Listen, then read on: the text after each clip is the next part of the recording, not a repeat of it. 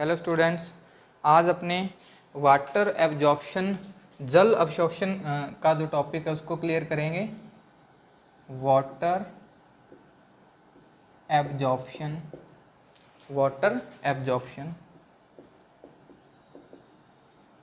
या जल अवशोषण। जल अवशोषण शुरू करने से पहले अपने देखते हैं कि जो सॉइल के अंदर वाटर प्रेजेंट होता है वो किस फॉर्म के अंदर होता है। तो टाइप ऑफ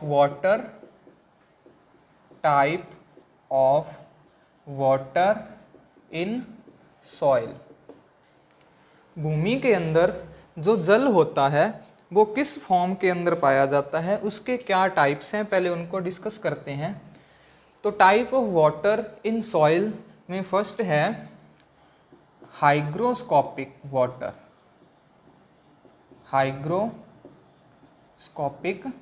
वाटर। सेकंड जो है कंबाइंड वाटर।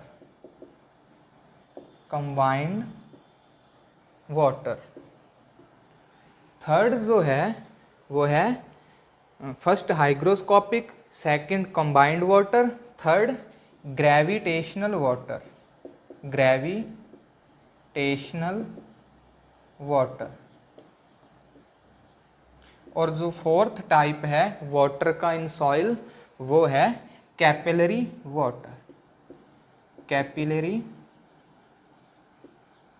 वाटर। तो ये चार टाइप हैं जो सॉइल के अंदर जो वाटर है इन फॉर्म्स के अंदर पाया जाता है। तो अपने डिस्कस करेंगे कि इनमें से कौन सा वाटर है जिसको प्लांट डायरेक्ट एब्जॉर्ब कर सकते हैं और किसको डायरेक्ट एब्जॉर्ब नहीं कर सकते। तो जो हाइग्रोस्कोपिक वाटर है, आर्द्रताग्राही जल है, वो क्या होता है, जो सॉइल पार्टिकल्स होते हैं उसके साथ, सॉइल पार्टिकल के साथ हाइग्रोस्कोपिक वाटर है, उसका जो अट्रैक्शन होता है, आकर्षण होता है, वो हाई होता है, अधिक होता है। तो जो प्लांट होते हैं वो इस अट्रैक्शन को क्लियर करके इस वाटर को एब्जॉर्ब नहीं कर सकते, इसलिए हाइग्रोस्कोपिक जो वाटर होता है वो प्लांट के लिए अवेलेबल नहीं होता। तो ये क्या है, नॉट अवेलेबल टू प्लांट या फॉर प्लांट। तो हाइग्रोस्कोपिक वाटर है जो आर्द्रताग्राही जल, इसको प्लांट्स डायरेक्ट यूज नहीं कर सकते। उसके बाद अगर अपने बात करें कंबाइंड वाटर की, तो जो कंबाइंड वाटर होता है प्लांट इसको भी डायरेक्ट यूज नहीं कर सकते, इसका भी एब्जॉर्प्शन नहीं कर सकते, क्योंकि यह किसी ना किसी के साथ मतलब जो रासायनिक रूप से बंधा हुआ जल होता है, कंबाइंड होता है रासायनिक रूप से, तो इसका जो है अपने एब्जॉर्प्शन नहीं कर सकते प्लांट डायरेक्टली। जैसे MgSO4, उसके साथ कोई वाटर का मॉलिक्यूल्स जुड़ा हुआ है, तो इस फॉर्म के अंदर जो कंबाइंड वाटर है उसको प्लांट डायरेक्ट एब्जॉर्ब नहीं कर सकते। उसके बाद जो थर्ड है वो है ग्रेविटेशनल वाटर, गुरुत्वीय जल। तो ग्रेविटेशनल जो वाटर होता है उसको भी प्लांट डायरेक्ट एब्जॉर्ब नहीं कर सकते। अगर अपने ग्रेविटेशनल वाटर को देखें तो जैसे कोई प्लांट है, जैसे अपने इस तरह से देखें तो प्लांट्स के अंदर जो वाटर का एब्जॉर्प्शन होता है वो किसके द्वारा होता है, मेनली रूट्स के द्वारा होता है। किसके द्वारा होता है, रूट्स के द्वारा होता है। तो सॉइल की अगर अपने लेयर्स की बात करें तो जो ग्रेविटेशनल वाटर होता है वो प्लांट की जो रूट या रूट हेयर्स होती है उससे अधिक दूरी तक होता है। मीन यहाँ अपने मान लें कौन सा वाटर प्रेजेंट है, ग्रेविटेशनल वाटर। तो ग्रेविटेशनल वाटर को प्लांट जो है वो डायरेक्टली एब्जॉर्ब नहीं कर सकते, ठीक है। तो यह जो होता है यह भी not available for plant directly. लेकिन जो ग्रेविटेशनल वाटर है इसको फार्मर्स ट्यूबवेल के द्वारा, इसको जो फार्मर है वो किसके द्वारा, ट्यूबवेल के द्वारा। तो इस तरह से ये क्या हो गया, अगर ट्यूबवेल लगाएं और ट्यूबवेल के द्वारा जो ये जल है इसको अपने बाहर निकाल लें सॉइल से, जहाँ धरती से, भूमि से, ठीक है। तो अब ये जो जल आया है, ठीक है तो यह ग्रेविटेशनली वाटर, लेकिन इसको ट्यूबवेल से जो है अपनों ने बाहर निकाल लिया। तो अब फार्मर्स जो ग्रेविटेशनल वाटर है इसको जो है प्लांट्स को अवेलेबल करवा सकते हैं। तो अब जो ये जल है वो प्लांट्स को अगर लगाया जाए तो इनकी रूट्स के द्वारा इनका क्या हो जाएगा, एब्जॉर्प्शन हो जाएगा। लेकिन जो ग्रेविटेशनल वाटर है उनको डायरेक्टली, इस तरह से डायरेक्टली जो प्लांट्स हैं वो इसको एब्जॉर्ब नहीं कर सकते। इसके लिए पहले ट्यूबवेल की सहायता से इस वाटर को बाहर निकालना पड़ेगा, उसके बाद प्लांट्स को देना पड़ेगा, फिर प्लांट इसको क्या करेंगे, अवशोषित करेंगे, जहाँ इसका एब्जॉर्प्शन करेंगे, ठीक है। तो फोर्थ जो टाइप है वाटर का, कैपिलरी वाटर या केशिका जल। तो जो कैपिलरी वाटर होता है वो प्लांट के लिए मेनली क्या होता है, अवेलेबल। तो कैपिलरी वाटर क्या होता है, अवेलेबल फॉर प्लांट या अवेलेबल टू प्लांट। तो डायरेक्टली जो प्लांट्स है वो कैपिलरी वाटर को क्या कर सकते हैं, एब्जॉर्ब कर सकते हैं। इसके अलावा हाइग्रोस्कोपिक वाटर, कंबाइंड वाटर और ग्रेविटेशनल वाटर, इन तीनों को प्लांट डायरेक्टली एब्जॉर्ब नहीं कर सकते। तो कैपिलरी वाटर को प्लांट जो है वो डायरेक्टली एब्जॉर्ब कर सकते हैं। अगर ग्रेविटेशनल वाटर की बात करें तो इसको पहले ट्यूबवेल की सहायता से निकालना पड़ेगा, उसके बाद प्लांट्स के लिए ये क्या होएगा, अवेलेबल होएगा। लेकिन ग्रेविटेशनल वाटर को प्लांट डायरेक्टली जो है वो एब्जॉर्ब नहीं कर सकते। तो ये वाटर के 4 टाइप थे, जिसमें से कैपिलरी वाटर जो है वो प्लांट्स के लिए डायरेक्टली जो होता है एब्जॉर्ब होता है। जहाँ प्लांट्स डायरेक्टली किस वाटर को एब्जॉर्ब कर सकते हैं, कैपिलरी वाटर या केशिका जल को, ठीक है। तो उसके बाद अगर अपने बात करें वाटर की तो इसमें कुछ टर्म है, जैसे हॉलार्ड, हॉलार्ड, ठीक है। तो जो हॉलार्ड होता है, एक टर्म लिखते हैं, जैसे holard is equal to chresard plus इकार्ड।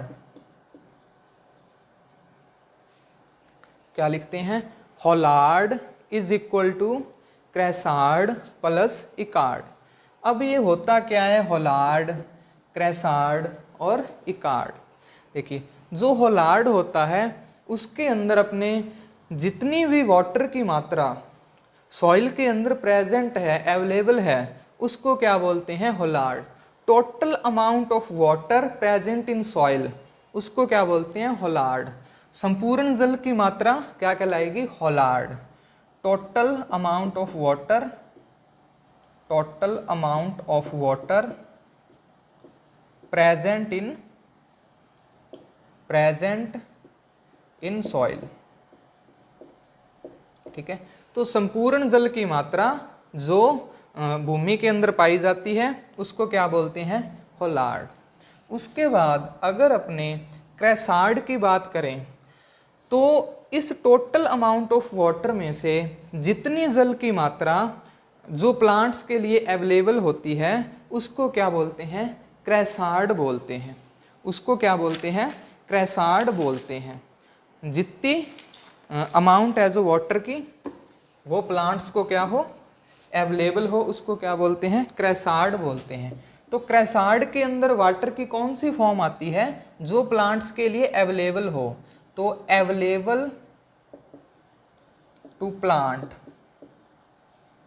जो वाटर प्लांट के लिए अवेलेबल है इस होलार्ड में से उसको क्या बोलते हैं, क्रेसार्ड। और इकार्ड क्या हो जाएगा, जो वाटर प्लांट्स के लिए अवेलेबल नहीं है, not available to plant, not available to plant, not available to plant, वो क्या हो जाएगा, इकार्ड। तो टर्म होलार्ड किसको शो कर रही है, total amount of water present in soil, भूमि के अंदर संपूर्ण जल की मात्रा को क्या बोलते हैं अपने, होलार्ड। इस टोटल अमाउंट में से जितनी जल की मात्रा प्लांट्स के लिए अवेलेबल होती है उसको क्या बोलते हैं, क्रेसार्ड। और जल की जो अमाउंट वाटर, अब जो जल की जो अमाउंट प्लांट अवशोषित नहीं कर पाते, जहाँ जो वाटर प्लांट के लिए अवेलेबल नहीं होता डायरेक्टली, उसको क्या बोलते हैं, इकार्ड। ठीक है, तो क्रेसार्ड के अंदर वाटर का कौन सा टाइप आ जाएगा जो सॉइल के अंदर प्रेजेंट है, तो क्रेसार्ड क्या है, जो वाटर प्लांट्स के लिए अवेलेबल है उसको क्या बोलते हैं, क्रेसार्ड। तो कौन सा वाटर अवेलेबल है, capillary water, capillary water. Capillary water जो है वो प्लांट्स के लिए अवेलेबल है, तो इसलिए ये किसके अंतर्गत आएगा, क्रेसार्ड के अंतर्गत। इकार्ड क्या है, जो वाटर प्लांट्स के लिए अवेलेबल नहीं है, तो इसमें कौन से आ जाएंगे, gravitational water, gravitational water, combined water, gravitational water, combined water और हाइग्रोस्कोपिक वाटर, हाइग्रोस्कोपिक वाटर। ये किसके अंतर्गत आ जाएंगे, इकार्ड के अंतर्गत आ जाएंगे, क्योंकि ये जो टाइप हैं वाटर के वो प्लांट्स के लिए डायरेक्टली अवेलेबल नहीं होते। ठीक है, तो ये था holard is equal to chresard plus echard. अब अपने बात कर रहे थे वाटर अब्जॉर्प्शन की, जल अवशोषण। तो प्लांट्स के अंदर जल अवशोषण जो होता है वो किसके द्वारा होता है, रूट हेयर्स के द्वारा होता है। ठीक है, मूल रोम्स के द्वारा होता है। तो वाटर अब्जॉर्प्शन जो है, एब्जॉर्प्शन ऑफ वाटर क्या होता है, एब्जॉर्प्शन ऑफ वाटर क्या है, जो वाटर है उसको रूट हेयर्स के द्वारा अवशोषित करना, और जो रूट की जाइलम है, रूट की जाइलम है उसके तक पहुंचाना क्या कहलाता है, अब्जॉर्प्शन ऑफ वाटर। और रसारोहण होता है एसेंट ऑफ सैप, एक होता है रसारोहण या एसेंट ऑफ सैप। रसारोहण क्या होता है, जब जो वाटर अब्जॉर्प्शन करके जाइलम तक पहुंचा दिया जाता है, तो जाइलम से रूट के जो जाइलम है उससे वाटर का अब्जॉर्प्शन, वाटर का ट्रांसफर जब पूरे प्लांट में होता है तो उसको क्या बोलते हैं, ascent of SAP. Upward movement, upward जो मूवमेंट है वाटर की, मूवमेंट ऑफ वाटर मीन जो वाटर एब्जॉर्प्शन करके रूट हेयर के जाइलम में है वो रूट से पूरे प्लांट के अंदर ट्रांसफर किया जाए, तो वो प्रोसेस क्या कहलाएगा, रसारोहण या एसेंट ऑफ सैप। ये एसेंट ऑफ सैप और रसारोहण। ठीक है, अब जो प्लांट्स के अंदर वाटर का ट्रांसफर होता है यह भी दो टाइप से होता है। इसके पथ जो हैं वो दो पथ हैं, एक तो है एपोप्लास्ट पथ, एपोप्लास्ट पथ, एपोप्लास्ट पथ। सेकंड जो है वो है सिम्प्लास्ट पथ, सिम्प्लास्ट पथ। तो एपोप्लास्ट और सिम्प्लास्ट पथ क्या होता है, अगर जो वाटर प्लांट एब्जॉर्प्शन कर रहे हैं जिस वाटर का, उसका जो पथ है वो एपोप्लास्ट है, तो जो ट्रांसफर ऑफ वाटर है, जो मूवमेंट ऑफ वाटर है वो जो होएगी वो सेल्स के मध्य में से होएगी, सेल्स के जो सेल्स के स्पेस होता है, जैसे सेल्स के ये सेल्स है कॉर्टेक्स की, ठीक है,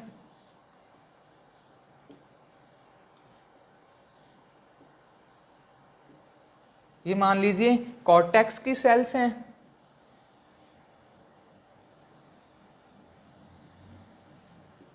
और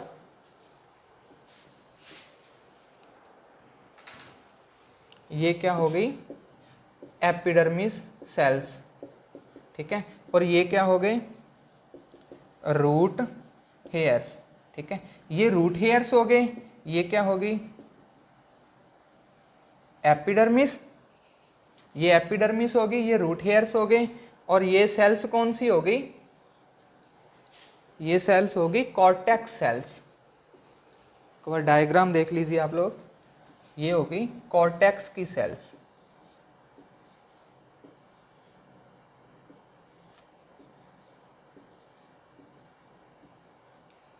ठीक है। कॉर्टेक्स सेल के बाद जो है वो क्या आ गई अपनी एंडोडर्मिस,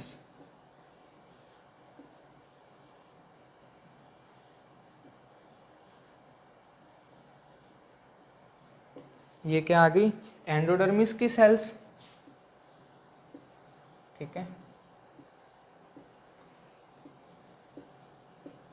एंडोडर्मिस सेल्स के बाद अपने देखिए तो क्या आ जाता है जाइलम फ्लोएम सेल्स, इनको अपने किससे शो कर रहे हैं फ्लोएम सेल से शो कर रहे हैं,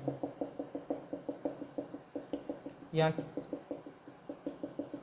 पेरिसाइकल जो होता है, ठीक है, उसकी सेल्स होंगी, कैम्बियम सेल्स होंगी, ठीक है, और उसके बाद जो सेल्स होंगी वो अपनी जैसे शो कर रही हैं इनको जाइलम सेल्स के द्वारा। मान लीजिए ये डायग्राम है, जैसे ये सेल्स अपने शो कर रहे हैं कॉर्टेक्स सेल, ये कॉर्टेक्स सेल, और ये क्या है एंडोडर्मिस, एंडोडर्मिस ये क्या है एपिडर्मिस, ये क्या है एपिडर्मिस,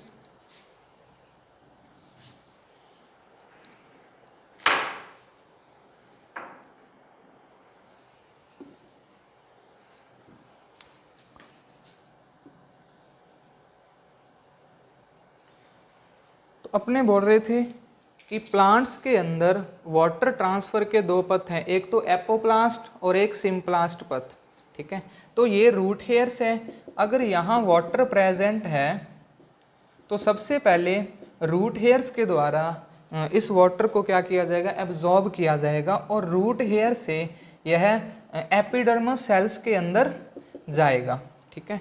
अब एपिडर्मस सेल के में जाने के बाद इसके जो पथ हैं ट्रांसफर के वो दो टाइप्स के हैं, एक तो एपोप्लास्ट पथ, दूसरा सिम्प्लास्ट पथ, ठीक है। उससे पहले एंडोडर्मिस की हम अपने बात करें तो इसके अंदर एंडोडर्मिस की कुछ सेल्स के अंदर क्या पाया जाता है सुबेरिन का जमाव पाया जाता है। एंडोडर्मिस की कुछ सेल्स के अंदर ये सुबेरिन है, ये सुबेरिन है, तो एंडोडर्मिस की कुछ सेल्स के अंदर सुबेरिन का जमाव पाया जाता है, और जिन सेल्स में सुबेरिन का जमाव पाया जाता है डिपोजिशन पाया जाता है उनको क्या बोलते हैं कैस्पेरियन स्ट्रिप्स या कैस्पेरियन पट्टिकाएं, कैस्पेरियन स्ट्रिप्स। और जिस सेल्स के बीच में सुबेरिन एब्सेंट होती है सुबेरिन नहीं होती उस सेल्स को क्या बोलते हैं पैसेज सेल्स या मार्ग कोशिकाएं। एंडोडर्मिस की जो सेल्स सुबेरिन का जमाव पाया जाता है उसको क्या बोलते हैं कैस्पेरियन स्ट्रिप्स या कैस्पेरियन पट्टिकाएं, और जिन सेल्स के अंदर सुबेरिन एब्सेंट होती है उसको क्या बोलते हैं पैसेज सेल्स, ठीक है। तो जो वाटर का फ्लो है वो केवल पैसेज सेल्स के द्वारा ही आगे होता है, क्योंकि जो कैस्पेरियन स्ट्रिप्स होती हैं उसके अंदर सुबेरिन का जमाव होता है, तो यह बैरियर की तरह कार्य करती है और इसके मध्य में से वाटर का जो ट्रांसफर है वो नहीं हो सकता, ठीक है। तो अब अपनों ने बात की थी दो पथ की, एक एपोप्लास्ट और दूसरा सिम्प्लास्ट पथ। जो एपोप्लास्ट पथ होता है उसका मीन है कि वैसा पथ जिसमें वाटर का ट्रांसफर सेल वॉल कोशिका भित्ति जहाँ कोशिका के मध्य जो अवकाश है उसके मध्य में से हो। जैसे यहाँ जो वाटर है एंडोडर्मिस एपिडर्मिस के अंदर, वो जो सेल वॉल के बीच में से जहाँ इन सेल्स के बीच में जो अवकाश है, इस तरह से जो अवकाश है उसके द्वारा जो ट्रांसफर हो वाटर का, तो उसको क्या बोलेंगे? एपोप्लास्ट पथ। किसके द्वारा हो रहा है वाटर का ट्रांसफर? जो सेल्स के मध्य अवकाश है जहाँ दो सेल वॉल कोशिका भित्तियों के बीच में से हो रहा है, तो उसको क्या बोलेंगे? एपोप्लास्ट पथ। इसमें कोई एनर्जी की रिक्वायरमेंट नहीं होती। एपोप्लास्ट पथ के अंदर एनर्जी की रिक्वायरमेंट नहीं होती। जबकि अपने सिम्प्लास्ट पथ की बात करें तो सिम्प्लास्ट पथ के अंतर्गत दो सेल्स के बीच में से जो वाटर का ट्रांसफर होता है सेल्स के मध्य में से, जैसे यहाँ जो वाटर प्रेजेंट है वो इस सेल्स में जाएगा, फिर इस सेल्स में, इस तरह से इन सेल्स के मध्य में से जाएगा। तो इस कंडीशन में जो है वो एनर्जी की रिक्वायरमेंट होगी। ठीक है, तो एपोप्लास्ट पथ क्या होता है? दो सेल्स के बीच जो अवकाश है उसके द्वारा जो वाटर का ट्रांसफर है वो तो है एपोप्लास्ट, और इसमें कोई एनर्जी की रिक्वायरमेंट नहीं होती। जबकि सिम्प्लास्ट क्या है? दो सेल्स के मध्य में से, और इसके लिए एनर्जी की रिक्वायरमेंट भी होती है। कॉर्टेक्स सेल से वाटर जो है वो एंडोडर्मिस की पैसिव सेल के द्वारा आगे ट्रांसफर कर दिया जाता है, और जाइलम से होता हुआ इस तरह से फ्लोएम से होता हुआ लास्ट में कहाँ चला जाता है? जाइलम के अंदर चला जाता है, और रूट के जाइलम से इसको पूरे प्लांट के अंदर ट्रांसफर कर दिया जाता है। ठीक है, तो ये वाटर अब्जॉर्प्शन के दो पथ थे, एपोप्लास्ट पथ और सिम्प्लास्ट पथ। ठीक है, जिसमें सबसे पहले जो वाटर है वो रूट हेयर के द्वारा अवशोषित किया गया, एब्जॉर्प्शन किया गया, फिर एपिडर्मिस में, और एपिडर्मिस से दो पथ हैं एपोप्लास्ट और सिम्प्लास्ट, इनके द्वारा जो वाटर है एंडोडर्मिस की पैसिव सेल के द्वारा आगे ट्रांसफर किया गया, और इस तरह से लास्ट में कहाँ चला गया? जाइलम के अंदर। और जाइलम की वेसल्स के द्वारा, ट्रैकिट्स के द्वारा, वाहिकाओं और वाहिनिकाओं के द्वारा इसको पूरे प्लांट के अंदर ट्रांसफर कर दिया जाता है, और वो प्रोसेस क्या कहलाता है? रसारोहण या असेंट ऑफ सेल। ठीक है।